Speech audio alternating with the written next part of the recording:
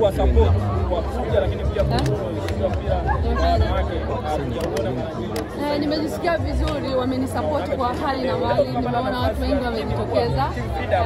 Hiyo inanipa motisha sana kwa kitu nilichokifanya kwamba ni sahihi. Hicho ni cha kwanza.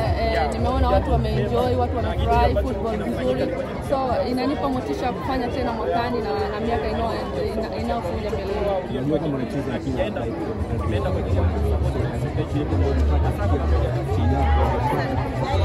Hapana, sijawashirikisha kwanza, hilo la kwanza. Hili nimefanya mimi kama mimi, sio nimefanya mimi na timu yangu, so maybe mwakani nikiwashirikisha maybe wanaweza kunisupport, lakini na imani nikiwashirikisha wanaweza kunisupport 100%. Pia kuna mpango labda kwenda mkoani hili ni tamasha ambalo linakuwa linafanyika kila mwaka, kuwakusanya wachezaji na superstar kucheza tamasha kama hili. Basi tunawakaribisha watu wote ambao wako mkoani. Mwaka huu hatukuweza kuwakaribisha watu wengi sana wanaotoka mikoani kulingana na mwanzo wa hili tamasha.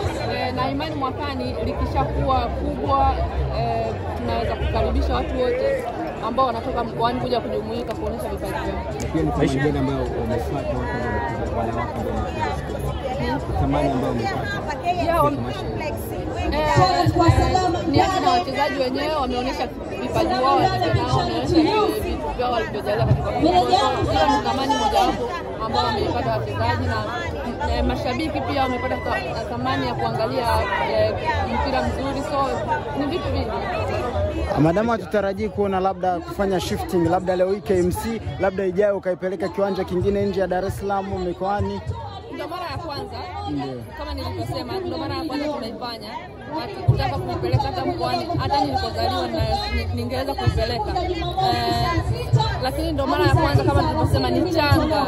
Kwa hiyo mwakani tutapanga tunaifanyaje, itakuja idea nyingine, kwa sababu ni mara ya kwanza nimeona niifanyie katika mkoa wa Dar es Salaam ambako watu ni wengi, wataitikia sana. Kiujumla wewe umeridhika labda na umati kwa mara ya kwanza ulivyoitengeneza? Umeridhika na crowd ya watu iliyofika na umekuwa kwa wewe binafsi?